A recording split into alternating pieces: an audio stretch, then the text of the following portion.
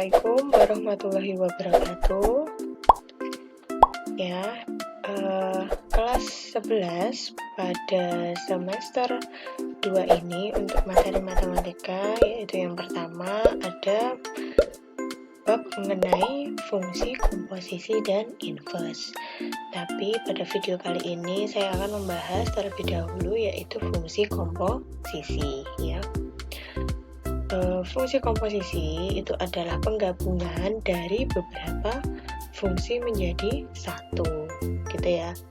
Nah, jadi kali ini nanti saya akan bahas konsepnya dulu, apa itu fungsi komposisi. Setelah itu nanti kita akan membahas latihan soal. Jadi kalian nanti biar tahu ya bedanya soal atau tipe-tipe soal yang berkaitan dengan fungsi komposisi. Nah, pada fungsi komposisi itu ya, misalkan ini ada fungsi A, B, C. Nah, pada fungsi A di sini saya kasih X ya di sini ya, X. Nah, misalkan ada X di sini, kemudian akan dipetakan ke B ya. Ini akan dipetakan ke B. Nah, dipetakan dengan fungsi F. Nah, maka ini jadinya Fx. Ya, X-nya dimasukkan ke fungsi F, maka jadinya Fx. Dipetakan ya. Nah, kemudian dari Fx akan dipetakan ke C. Nah, pemetaan ini kita namai dengan fungsi G ya. Maka kalau Fx dipetakan dengan fungsi G, maka ini nanti hasilnya atau di kolom C-nya bisa dituliskan G Fx ya. Jadi fungsi Fx dimasukkan ke fungsi G, gitu ya. Nah, jadi penggabungan dari fungsi ini ya, dari A ke C-nya ya, untuk penggabungannya, maka penggabungan dari ini kita misalkan dengan fungsi H. Maka fungsi H-nya dapat dituliskan atau penggabungan dari A ke C dapat dituliskan G komposisi F. Gitu ya. Jadi fungsi G komposisi F. Fungsi F dimasukkan ke fungsi G. Jadi nanti bacanya itu dari belakang atau cara pengerjaannya itu dari belakang. Jadi fungsi F dimasukkan ke fungsi G. Gitu. Ini penulisannya untuk penggabungannya. Ya, ini konsepnya. Kemudian kalau contohnya kita pakai angka ya, misal di sini sebelahnya. Nah, di kolom A ini saya misalkan pakai angka, misal ada angka 2. Nah, 2 ini akan dipetakan ke B. Dipetakan ke B dengan fungsi F ya. Dipetakan dengan fungsi Fx. Fungsi Fx-nya yaitu misalkan saya pakai X plus 2 ya, X plus 2. Nah, di sini tadi kan di kolom A tadi kan X-nya toh. X-nya kan 2. Maka 2 ini dimasukkan ke fungsi Fx-nya. Jadi X ini diganti 2. Maka 2 tambah 2. Jadinya 4. Hasilnya taruh di sini ya. Maka ini hasilnya dari Fx. Fx-nya jadi sama dengan 4. Kemudian dilanjutkan lagi, dipetakan lagi dengan fungsi Gx. Nah, misalkan di sini saya Gx-nya pakai Gx sama dengan X kuadrat ya. Gx sama dengan X kuadrat. Nah, X yang di Gx, X-nya ini kita ganti dengan 4. Maka 4 kuadrat. Hasilnya berapa? 16. Ya, benar. Nah, jadi gitu ya. Secara berlanjut gitu ya. X-nya dengan menggantikan nilai X-nya. Ya. Maka untuk penggabungannya dari A ke C atau penggabungan dari Fx dan Gx dapat kita tuliskan seperti ini. Misalkan H ya. maka fungsi H-nya dapat dituliskan G bundaran F. Ya, G bundaran F. Jadi fungsi F dimasukkan ke fungsi G. Atau dapat dituliskan fungsi F-nya tadi kan X plus 2 ya. X plus 2 ini dimasukkan ke X kuadrat, ke Gx-nya. Nah, X yang di Gx, X ini diganti dengan, nah ini ya, X-nya ini diganti dengan X plus 2. Nah, X plus 2 ini dimasukkan ke X-nya Gx ini. Maka dapat dituliskan ini, X plus 2 kuadrat. Ini untuk penggabungannya ya, untuk G bundaran F-nya. Nah, fungsi komposisi ini pakai simbol ini ya, bundaran ini ya. Bundaran bisa dibaca bundaran atau bisa dibaca komposisi, G komposisi F atau G bundaran F gitu ya. Terserah. Nah, maka kesimpulannya dapat dituliskan untuk G bundaran F, penulisannya itu ada macam-macam, bisa dituliskan seperti ini. H sama dengan G bundaran F, bisa seperti ini. Atau bisa juga dituliskan fungsi Hx sama dengan gini, G bundaran F X. Nah, ini sama artinya dengan G bundaran F dan G bundaran Fx ini sama ya artinya. Atau penulisannya bisa juga ditulis bisa fungsi Hx sama dengan G Fx. Nah, seperti ini penulisannya. Jadi ini sama saja ya. Ini kemudian ini itu maksudnya sama. Yang dicari itu G bundaran F. Itu ya konsepnya ya. Jadi penggabungan dari beberapa fungsi. Cara pengerjaannya jangan lupa ini nanti dari belakang. Kalau G bundaran F, maka fungsi F-nya dimasukkan ke fungsi G. Itu ya. Nah, biar paham langsung saja kita ke contoh soal. Untuk contoh soal, ini saya ada diketahui Fx sama dengan X kuadrat dan Gx sama dengan X min 1. Maka tentukan, nah ini kita suruh menentukan F bundaran Gx, kemudian G bundaran F. Itu beda ya nanti hasilnya ya. F bundaran G dan G bundaran F itu beda. Nah, kemudian yang C itu ditanyakan F bundaran G dengan X-nya itu 3. Nah, jadi nanti tinggal ganti saja. Ketika kalian sudah mencari nilai F bundaran G, hasilnya berapa, tinggal masukkan X-nya itu 3, yang poin C ya. Nah, gini, kita bahas yang A dulu. Nah, yang A, taruh sini ya, A. Nah, untuk A, ini kan F bundaran G. Nah, pakai konsep yang tadi ya. Nah, kalau ada F bundaran G, itu artinya apa? Atau F komposisi G. Nah, jadi ngedakannya dari belakang. G, fungsi G-nya ini dimasukkan ke F. Ya, fungsi G dimasukkan ke F. Ini, atau bisa juga kita tulis begini. F Gx.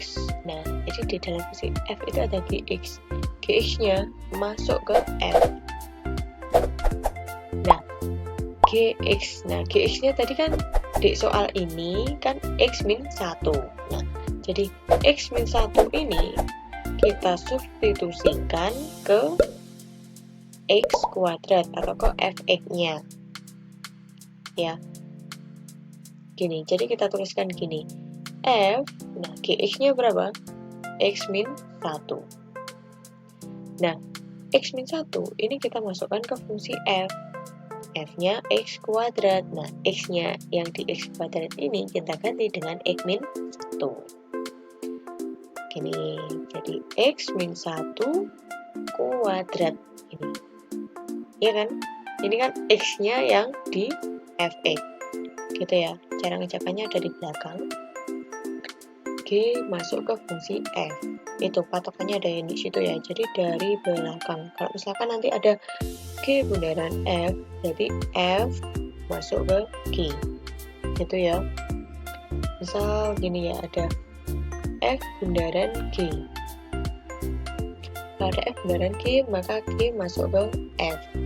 Tapi kalau G bundaran F, maka F masuk ke G. Jadi dari belakang menjakannya. Paham ya itu ya? Langsung kembali lagi ke soal yang A.